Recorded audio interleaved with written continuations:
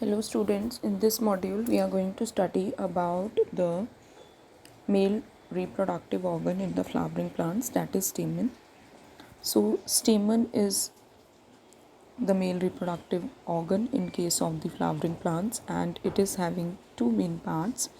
The first is the filament. This is the filament, and the top part, that is known as the anther. Now anther is a bilobed structure. How we are calling it bilobed? As you can see, it is having two lobes, one on this side, one on this side. So it is a bilobed structure. That's why we are calling it as bilobe. And the proximal end of each filament, this is the filament, and the proximal end means this end. This end of the filament is attached to the thalamus of the flower. Thalamus means the base of the flower, or it is attached to the petals of the flower. Now the number and the length of the stamen is variable in the different species of the plants, and different plants have different number and the length of the stamen. Let us study the anther, or this part, in more detail. A typical angiospermic anther is bilobed, and each lobe is having two theca. What do you mean by the theca? It means like this. See here in the diagram. This is one lobe of an anther, and you can see in each lobe there is present two different corners. Okay, these two are known as the theca. Okay, so each lobe is dithecous, means it is having two theca. Now each theca is having a longitudinal groove which is running lengthwise. Okay, as you can see here, these two theca are having grooves inside in which the pollen grains are present. These pollen grains are present in the grooves which are running lengthwise, okay, in each theca. So the pollen grains are the uh, tiny tiny pore-like structures, and they are present inside the grooves of the theca. Now let us understand the various type of the tissues and their organization in the transverse section of the anther. So let us study more about the tissues which are involved in this structure of the anther. Before that, the anther, I want to tell you one more new word for you. The anther is a four-sided, or we call it as a tetragonal structure. It contains four microsporangia. What is microsporangia? See the diagram. As you can see in this diagram, the anther is having the four corners. First corner,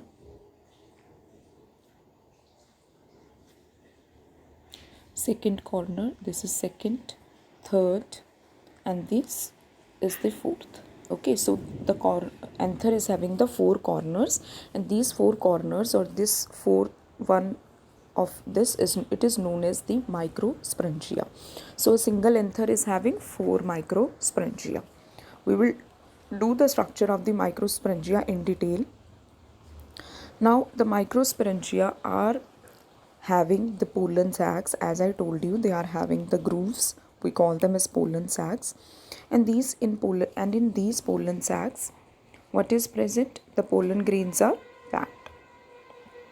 Pollen grains are packed in the pollen sacs, and pollen sacs are the part of the microsporangia.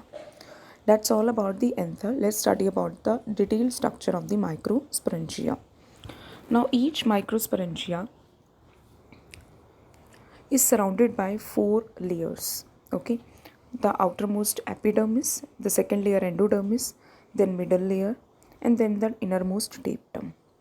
The outer three walls layer perform the function of protection and help in the descent of the anther to release the pollen. So outer three layers are doing the function of the protection, and they are also helping out in the when the pollen grains mature, they help to release the pollen. The innermost layer, that is the tapetum layer, it do the nourishment of the pollen grains. This is the innermost layer, and its major function is to nourish the pollen grains. The cells of the tapetum, that is the innermost layer, they possess the dense cytoplasm, and they have more than one nucleus. Due to this dense cytoplasm, they do provide the nutrients or the nourishment to the developing or immature pollen grains. When the anther is young, a group of comparatively compactly arranged homogeneous cells called the sporogenous tissue comprise the center of each microsporangium.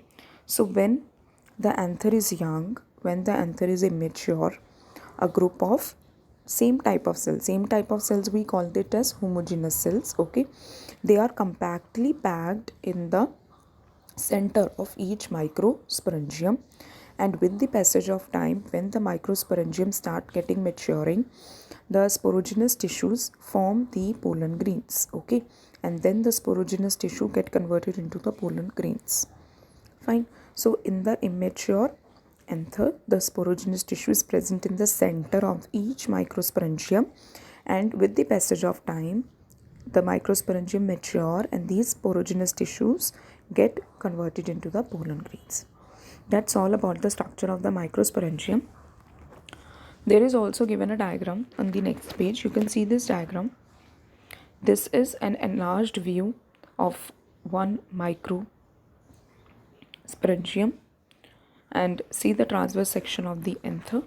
You can see here the 4 layers mentioned here quite clearly. Outermost epidermis, second layer endodermis, then the third layer is middle layer, and the last one is the tapetum.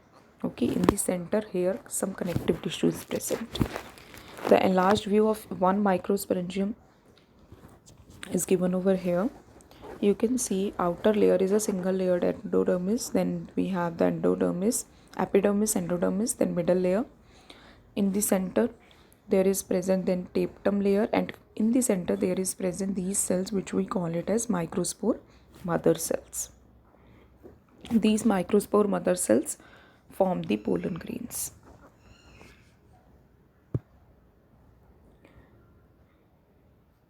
The C diagram is showing you a anther from which the pollen grains are about to be released. You can see here the pollen grains are mature, and this opening is there from where the pollen grains can be released out. Okay, then that's all about the structure of microsporangium. Now in the next module we will do how the pollen grains are matured and how they are produced, that is microsporogenesis. Thank you.